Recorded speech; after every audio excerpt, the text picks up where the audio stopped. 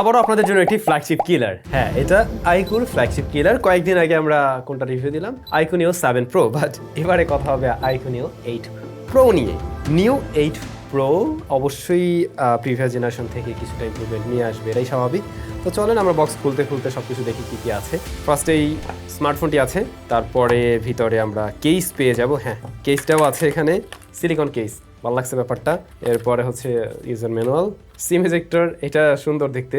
দেন charger এবং কেবল। এর যে চার্জারটা এটা হলো 120 ওয়াটের। হ্যাঁ, বেশ বড়সড় চার্জার। মানে iQOO কিন্তু কোনোভাবেই বোঝা যায় না যে আসলে ভিভোর সাব ব্র্যান্ড, মানে ভিভো যা করে ঠিক তার উল্টাটাই করে ওরা, একদমই সেরকম। ওয়াও, জোস কালার ভ্যারিয়েন্ট আমরা পাইছি আর কি, সুন্দর না? লেদার ফিনিশ রেয়ারটা। বাই দ্য ওয়ে, এই ফোনটা কিন্তু আমাদের কাছে পাঠিয়েছে SMS গ্যাজেট, যাদের কাছে আপনারা পেয়ে যাবেন অবশ্যই। কারেন্টলি এই smartphone plus iQOO Neo 7 Pro সেটাও অ্যাভেলেবল রয়েছে। ভিডিও ডিসক্রিপশনে তাদের ইনফরমেশন দেওয়া থাকবে। তবে আপনাদের জন্য সুখবর হলো সীমান্ত সম্ভারে আগামী 1 তারিখে তাদের নতুন শপ ওপেন হতে যাচ্ছে। সুতরাং যারা মানে যাদের কাছে ওইটা কাছে হবে, আশা করছি 1 তারিখের পরে ওখানেও পেয়ে যাবেন। অলরাইট, এটার কারেন্ট প্রাইস এবং সবকিছু ভিডিও ডিসক্রিপশনে মেনশন করা আছে। তো ভাই লোক, সত্যি করে বলেন তো, এই ধরনের বোল্ড ডিজাইন আপনাদের কার কার ভালো লাগে? আমার কিন্তু পার্সোনালি ভালোই লাগছে। এই স্মার্টফোনটা 3টা কালার ভ্যারিয়েন্টে পাওয়া যায়, রেড, মিন্ট অ্যান্ড ব্ল্যাক। তো এইটা কিন্তু অনেক বোল্ড লাগতেছে এবং রিয়ার প্যানেলটা যেমনটা বলছিলাম লেদার ফিনিশড, মূলত আর্টিফিশিয়াল লেদার দিয়ে তৈরি আর কি। হ্যাঁ, এখানে iQOOর ব্র্যান্ডিং রয়েছে এবং ওই জায়গাটা আবার গ্লেজ দেয়। বাট ক্যামেরার যে মডিউলটা, এইটাতে আমরা দেখছি কার্বন ফাইবারের মতো একটা টেক্সচার আছে,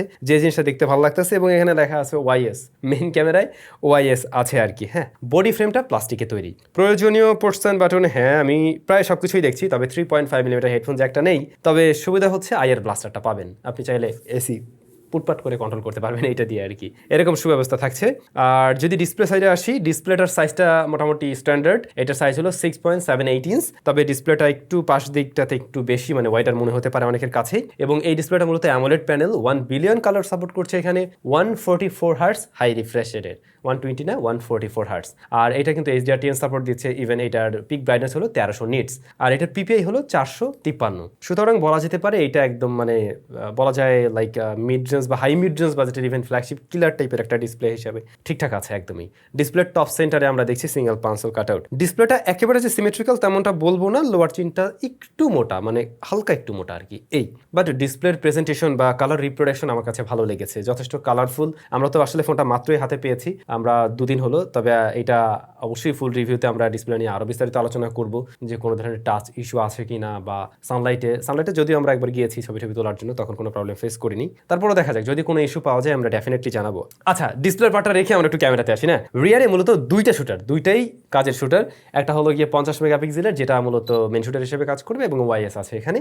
আর পরবর্তী শুটার হলো 8 মেগাপিক্সেলের। আপাতত আমি ছবি নিয়ে তেমন কোনো কিছু বলতে চাই না, কারণ ফোনটা 2 দিনে তো আসলে অনেক ছবি তোলা হয়নি। আমরা লো লাইটে, ডে লাইটে সব ছবি তুলবো। বাট আপাতত আপনারা বেশ কিছু ছবি দেখছিলেন। আপনাদের কাছে এর মেইন ক্যামেরার ছবি এবং আল্ট্রাওয়াইডের ছবি কেমন লেগেছে মাস্ট কমেন্ট করে জানাবেন। এই ফোনটার ফ্রন্ট ফেসিং ক্যামেরাটা 16 মেগাপিক্সেলের, তারও কিছু স্যাম্পল থাকলো। আর এটা দিয়ে ভিডিও রেকর্ড করা যায় কিন্তু 8K 30 FPS এ, তবে 60 FPS এও করা যায় 4K তে। সো এটাই আর কি, যার যেটা কাজে লাগবে। আমি সেগুলোও দিয়ে দিলাম, কেমন লাগছে জানাবেন।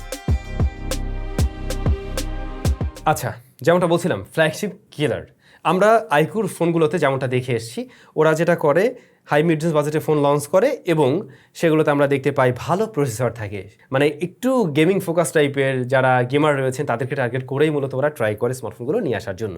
তো এই স্মার্টফোনেও খুবই ভালো একটা প্রসেসর রয়েছে। এটাতে মিডিয়াটেক ডাইমেনসিটি 9200 প্লাস রয়েছে, মিডিয়াটেক ডাইমেনসিটি 9200 প্লাস, যেটা যথেষ্ট পাওয়ারফুল একটা প্রসেসর হিসেবে আমরা জানি। এবং এটা 4nm ফেব্রিকেশনে তৈরি করা একটা SoC, আর এটাতে রান করছে কিন্তু অ্যান্ড্রয়েড 13-এ।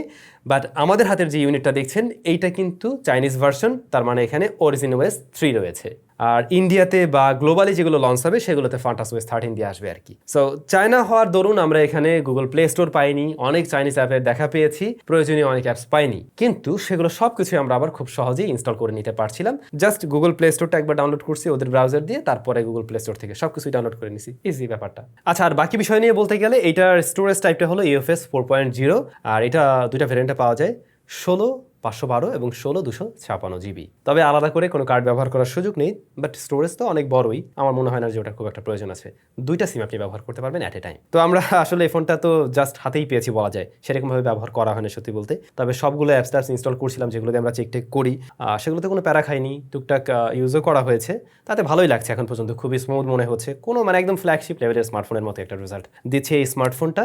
আর একটু গেমিং করারও ট্রাই করছিলাম, যেমন আমরা পাবজি ট্রাই করছিলাম, পাবজির ক্ষেত্রে আলট্রা এইচডি আলট্রাতে আমরা প্লে করতে পারছিলাম সর্বোচ্চ, এবং এরকম সেটিংসেও প্লেয়াবল এবং দুর্দান্ত রেজাল্টই দিচ্ছে স্মার্টফোন। তারপরেও মিডিয়াটেকের প্রসেসর হয়তো অনেকের একটা বিষয় থাকতে পারে যে খুব বেশি গরম হয় কিনা, যদিও আমাদের টেস্টিং এখন পর্যন্ত খুব একটা আমরা গরম হতে দেখিনি, থার্মাল থ্রোটলিং এর মতো ইস্যু পাইনি, কিন্তু ফুল রিভিউতে আমরা আরো অনেক প্রেশার দেবো অবশ্যই, তখন আপনাদের সবকিছু বিস্তারিত জানানো যাবে। বাই দ্য ওয়ে, এই স্মার্টফোনটার কারেন্টলি প্রাইস হচ্ছে গিয়ে কিন্তু 55K, অ্যারাউন্ড 55K এর মতো আর কি। হ্যাঁ, তবে এইটা আমার মনে হয় ডে বাই ডে আর কিছুটা কমবে। একটা মজার জিনিস দেখেন, নিও 7 প্রো যেটা, ওইটার দামও কিন্তু ওরকমই, আর এইটার দামও প্রায় কাছাকাছি ওরকমই।